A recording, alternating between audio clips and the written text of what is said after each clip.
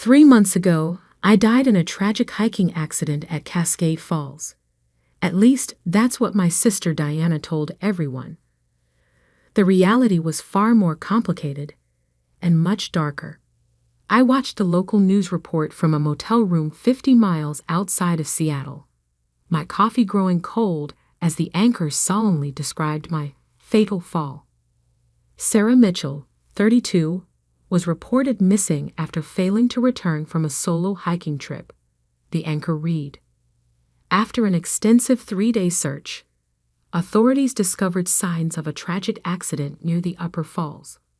While no body has been recovered, experts believe survival would have been impossible given the conditions.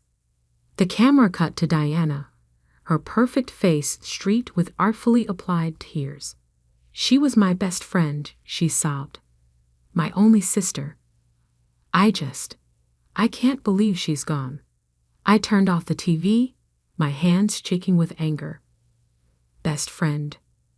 Right? That would be why she'd taken out a $5 million life insurance policy on me 2 months before my accident. The truth was, I hadn't been anywhere near Cascade Falls that day. I'd been in my Seattle apartment, preparing for a business trip to Phoenix, when I got the call that changed everything. "Ms. Mitchell." The voice had been professional, cautious. "This is Agent Cooper with the FBI's Financial Crimes Unit. Do you have a moment to discuss your sister, Diana Mitchell?" That call had saved my life, because Agent Cooper had evidence that Diana had been planning my death for months. Bank records showing massive debt. A newly purchased life insurance policy with herself as sole beneficiary. Suspicious internet searches about untraceable poisons and accidents that look natural. "We believe your sister may be planning to harm you," Agent Cooper had said. "We need your help to catch her before she succeeds."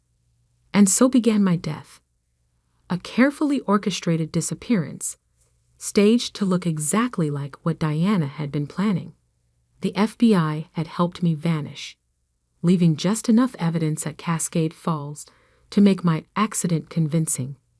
For 3 months, I'd watched from the shadows as Diana played her role perfectly. The grieving sister, devastated by loss, but bravely carrying on. She'd even started a foundation in my name, though I had no doubt where that money was really going. Now, sitting in my motel room with case files spread across the bed, I was finally ready to come back to life. The insurance company deposited the funds this morning, Agent Cooper confirmed over the phone. $5 million, straight into her account. We have the transfer records, and the foundation donations, already traced to offshore accounts. Your sister's been busy. I picked up a photo taken just yesterday, Diana at a luxury car dealership, writing a check for a new Mercedes, grieving in style. "The funeral's tomorrow," I said. "Everything ready?" "Teams are in position. Just remember to wait for my signal before you make your entrance." I smiled, thinking of Diana's face when she saw me. "Oh, don't worry. I want this to be perfect." Perfect, like Diana had always been. Perfect grades, perfect hair, perfect life. While I was the awkward one, the plain one, the one who had to work twice as hard for half the recognition. Our parents' death 5 years ago had only widened the gap. Diana had gotten the lion's share of the inheritance naturally. The golden child. I'd gotten just enough to start my own business. A small tech consulting firm that had finally started to become successful. Too successful, apparently. Diana had borrowed heavily against her inheritance, making risky investments that didn't pay off. By the time she took out the life insurance policy on me, she was nearly bankrupt. I'd never seen it coming. That's what hurt the most. Even knowing how shallow she was, how self-centered, I'd never imagined she'd try to kill her own sister for money. A knock at my motel room door made me jump. Agent Cooper stood outside, a garment bag over her arm. "Thought you might want to dress appropriately for your own funeral," she said, hanging the bag on the door. Inside was a sleek black dress, elegant but understated, perfect for a ghost returning to haunt her killer. "The wire's built into the neckline," Cooper explained. "Completely invisible, but it'll pick up everything. And the cameras." She handed me a pair of designer sunglasses. "Built in. Everything will be recorded from your perspective." I tried them on, studying my reflection. With my dark hair pulled back severely and dramatic makeup, I barely recognized myself. Good. The less I looked like the old Sarah, the more dramatic the reveal would be. "Your sister hired someone to help stage the accident," Cooper said, watching me prepare. "A local guide who was supposed to verify seeing you on the trail that day. He rolled over on her as soon as we showed him the evidence. His testimony alone would convict her." "But that's not enough, is it?" I turned from the mirror. "You want her to confess. On camera, wearing a wire, with 50 witnesses." Cooper nodded. "No wiggle room. No legal gray areas. Just pure, incontrovertible proof of premeditated fraud and attempted murder." I thought of all the times Diana had overshadowed me, dismissed me, treated me like an afterthought in her perfect life. Tomorrow, she'd learn just how big a mistake she'd made in underestimating me. "Get some sleep," Cooper advised. "Tomorrow's going to be intense." But sleep was impossible. I spent the night reviewing the evidence, making sure every detail was perfect. Bank statements showing the money trail. Emails between Diana and the guide discussing the accident. The life insurance policy, taken out with forged signatures and backdated documents. Most damning of all were the text messages we'd recovered from Diana's cloud backup. Messages to her boyfriend, Marcus, laying out the whole plan. "Sarah's finally worth more dead than alive," she'd written. "Once the insurance pays out, we'll have everything we ever wanted." Marcus, to his credit, had been horrified. He'd broken up with her immediately and gone straight to the FBI. His statement was part of the evidence package. Dawn found me still awake, watching the sun rise over the Seattle skyline. In 6 hours, I'd be attending my own funeral. In 7, my sister's life would implode. The church was one of those grand old buildings in the historic district, all Gothic spires and stained glass. Diana had chosen it for maximum dramatic effect, no doubt. The parking lot was already full when we arrived. She'd invited hundreds of people to witness her performance. "Remember," Cooper said as we parked a block away, "wait for my signal. We need her to incriminate herself before you make your entrance." I nodded, adjusting my sunglasses.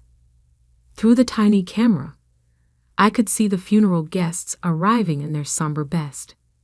Many were crying. Diana had clearly sold my death well. "There she is," Cooper pointed. Diana emerged from a black limousine, stunning in designer mourning wear. Her blonde hair was artfully tousled, her makeup perfect despite the tears. She clutched Marcus's mother's arm as if she could barely walk from grief. Marcus himself was conspicuously absent. He'd refused to participate in this farce. "Audio check," a voice said in my hidden earpiece. "Testing. 1, 2. I spoke softly. "Receiving." "Cameras online," another voice confirmed. "All units in position." This was really happening. After 3 months of hiding, of watching my sister profit from my death, I was about to turn her world upside down. "You okay?" Cooper asked, noting my expression. I thought about Diana's text messages planning my murder, about the fake grief, the stolen money, the sheer calculated cruelty of it all. "I'm perfect," I said. "Let's go haunt my sister." The funeral service was exactly as grandiose as I'd expected from Diana. White lilies covered every surface, my supposed favorite flower, though she'd never bothered to learn that I actually preferred sunflowers.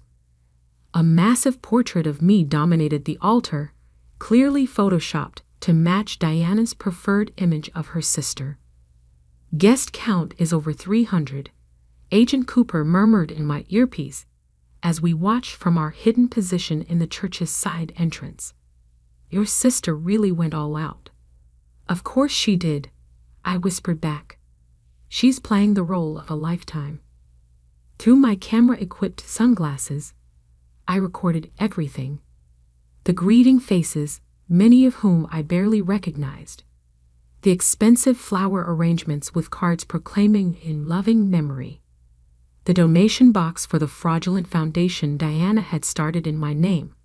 "Target approaching microphone," another agent reported. "Showtime." Diana glided to the podium like an actress taking center stage.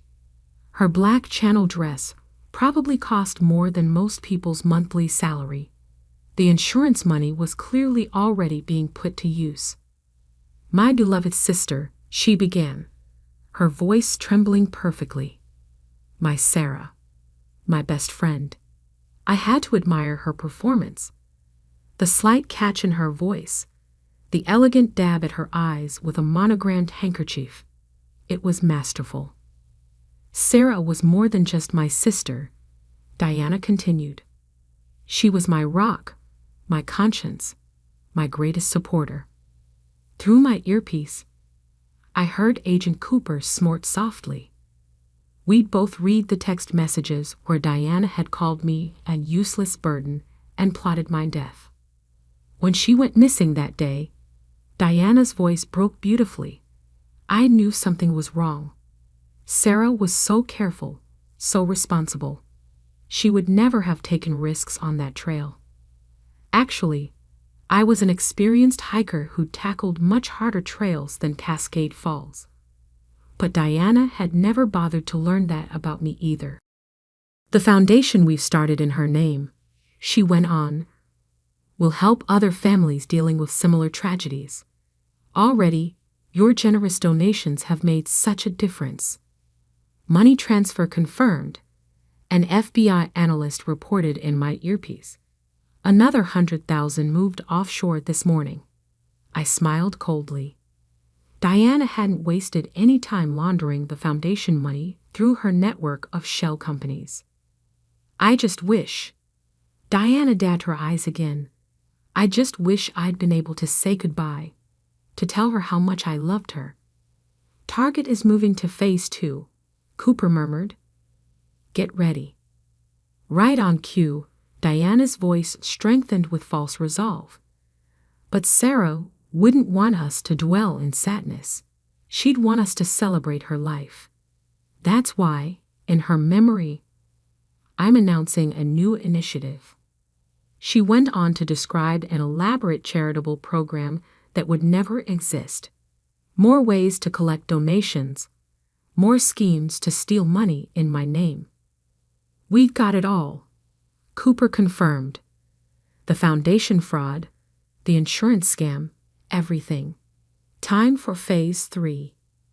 I watched as one of our undercover agents approached the podium, handed Diana a note.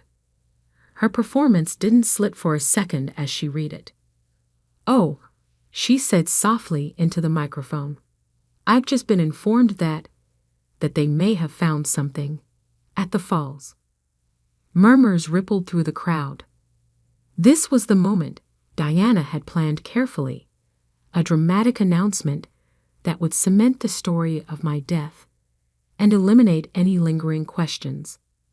"The search teams," her voice shook, "they've discovered evidence, personal items that confirm." She pressed the handkerchief to her mouth. "That confirm my beloved sister is truly gone." The congregation erupted in fresh grief. Diana sank gracefully into her seat, accepting comfort from the wealthy socialites she'd invited to witness her performance. "All units in position," Cooper said tersely, waiting for the signal. I watched through my camera as Diana leaned close to one of her friends, whispering something that made them both smile slightly, probably already planning how to spend more of my insurance money. "The insurance company's fraud department is standing by," another agent reported. "They're ready to freeze the accounts on your word." Diana stood again, moving back to the podium. This was it, the final act of her performance. The part where she would give a touching speech about accepting closure and moving forward, about honoring my memory through her foundation. "Sarah would be so touched by this outpouring of love," she began. "By your generosity, your support." "Now," Cooper said firmly, "go." I took a deep breath and stepped through the side door. The first person to notice me was an elderly woman in the back row. Her gasp was audible even over Diana's speech. Then another person saw me, and another. The whispers spread like wildfire through the congregation. Diana, caught up in her performance, didn't notice at first. "And though we may never fully recover from this loss," she continued. "Diana," I said clearly, my voice carrying through the church's perfect acoustics, "I think you've recovered just fine. The new Mercedes proves that." She froze. For just a moment, her perfect mask slipped, revealing naked shock and something else, fury. Then she screamed. It wasn't the practiced, elegant cry of her performance. This was raw, primal, real. She staggered back from the podium as I walked slowly up the center aisle. "No," she whispered. "No, this isn't possible." "What's wrong, sister?" I asked pleasantly. "You look like you've seen a ghost." "You're dead," she said. "You're dead. I made sure." She cut herself off, but it was too late. The words hung in the air like a confession. "You made sure," I repeated, still advancing. "Made sure how, exactly?" "By hiring someone to verify my presence on a trail I never visited." "By forging documents?" "By planning my accident down to the last detail." "I don't know what you're talking about." She tried to recover. "Sarah, I've been so worried." "Where have you been?" "Cut the act," I said coldly. "The FBI has everything. The insurance fraud, the foundation scam, the text messages planning my murder." On cue, Agent Cooper and her team emerged from their positions around the church. Diana's eyes darted between them like a trapped animal. "This is ridiculous," she laughed nervously. "There's clearly been a misunderstanding." "The only misunderstanding," I said, reaching the podium, "was you thinking you could get away with this." I turned to face the shocked congregation. "My sister took out a $5 million life insurance policy on me 2 months ago. She hired someone to help fake my death. She's been stealing donation money through a fraudulent foundation. And now," I smiled coldly at Diana, "now she's going to face the consequences." "You can't prove anything," she hissed. I tapped my sunglasses. "Actually, I just did. This entire conversation is being recorded, including your little slip about making sure I was dead." The color drained from her face. "Ms. Diana Mitchell." Agent Cooper stepped forward, badge displayed. "You're under arrest for insurance fraud, wire fraud, and conspiracy to commit murder." As Cooper began reading Diana her rights, I surveyed the gathered crowd. The shocked faces, the dawning understanding, the cameras already coming out to record this spectacular moment. Diana had wanted an audience for her performance. Now she had one for her downfall. It was perfect. Diana Mitchell, how do you plead? The courtroom was packed 3 months after my funeral. Diana stood at the defendant's table, wearing a carefully chosen pale blue suit that made her look younger, more vulnerable. Her attorney had clearly coached her on appearance. Gone were the designer labels and perfect makeup. This was Diana 2.0, the misunderstood sister. Not guilty, Your Honor. I sat in the front row, directly in her line of sight. She hadn't looked at me once since being let in. The evidence against her was overwhelming. The FBI had built an airtight case. Bank records, text messages, emails, witness testimony from the guide she'd hired, and most damning of all, the video from my funeral, where she'd accidentally confessed. But Diana had never admitted defeat gracefully. Her defense was creative. I had to give her that. According to her lawyer, she'd been the victim here. She claimed I had orchestrated the whole thing to frame her, that I'd faked my own death to destroy her life and steal her inheritance. The insurance policy, forged by me. The text messages, planted. The offshore accounts, must have been my doing. The prosecution calls Sarah Mitchell to the stand. I walked to the witness box, feeling Diana's eyes finally fix on me with barely concealed hatred. Ms. Mitchell, the prosecutor began, please tell us about the events leading up to your alleged death. For the next hour, I laid out the whole story. The FBI's warning, the evidence they'd shown me of Diana's planning, the careful operation to catch her in the act. And why? The prosecutor asked. Did you agree to participate in this sting operation instead of simply confronting your sister? I looked directly at Diana for the first time, because I couldn't believe it was true.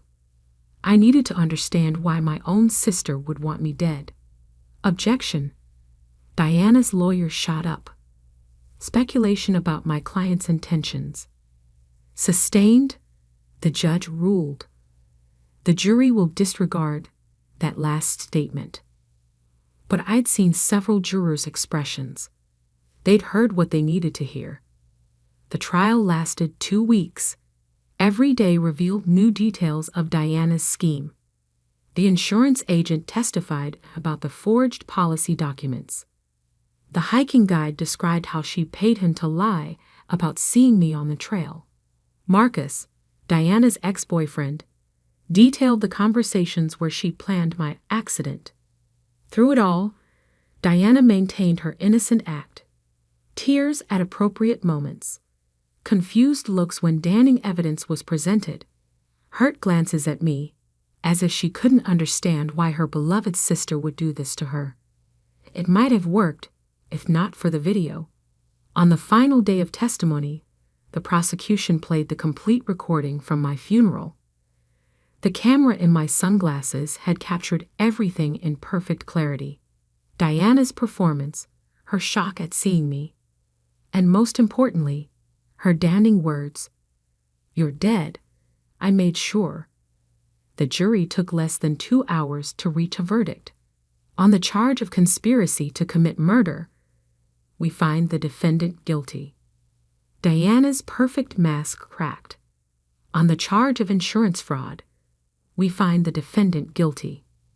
Her fingers gripped the table until her knuckles went white. On the charge of wire fraud, we find the defendant guilty. A small sound escaped her, something between a gasp and a snarl. As the judge prepared to announce sentencing, Diana finally snapped. "You ruined everything," she screamed, turning to face me. "It was perfect. I had it all planned. You were supposed to die, and I was supposed to." "Ms. Mitchell," the judge thundered, "control yourself, or you will be removed." But Diana was beyond control. 20 years of carefully maintained facade crumbled in an instant. "You were nothing," she shrieked as bailiffs moved to restrain her. Just a burden. A nobody. I deserved that money. I deserved. They dragged her out, her screams echoing through the courthouse. The judge called a brief recess to restore order. Agent Cooper touched my arm. You okay? I nodded, watching the door where Diana had disappeared. I finally got my answer. About why she did it. About who she really is. I gathered my things. And who I am. The sentencing, when it came, was severe. 25 years for conspiracy to commit murder. 10 years each for the fraud charges, to be served consecutively.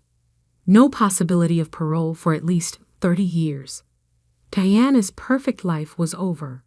Outside the courthouse, reporters waited with cameras and microphones. Ms. Mitchell, how does it feel to send your own sister to prison? Any comment on the foundation money still missing? Will you be writing a book about your experience? I stopped at the top of the steps, considering my response carefully. My sister died long before she tried to kill me. I said finally. I just didn't want to see it. Today isn't about revenge or justice. It's about truth. And sometimes the truth hurts worse than any lie. 6 months later, I stood at Cascade Falls, watching the water thunder down. The place where I was supposed to die had become something of a tourist attraction after the trial. People took selfies, trying to spot where the accident was meant to happen. My tech consulting firm had flourished, ironically enough. The publicity from the trial had brought in new clients, people who appreciated someone who could spot complex fraud schemes. The insurance money had been returned, the foundation dissolved, and Diana's offshore accounts frozen. She'd lost everything: money, freedom, reputation. Her perfect image shattered beyond repair. I'd received a letter from her last week, the first contact since her sentencing. Just 2 lines. I would have given you half, if you just died like you were supposed to. Think about that while you enjoy your victory. I'd burned the letter without responding. Some relationships couldn't be fixed. Some betrayals went too deep. My phone buzzed, Agent Cooper, checking in as she still did occasionally. Heard from our mutual friend, she texted. Just more poison, I replied. You know, most people would be more traumatized by all this.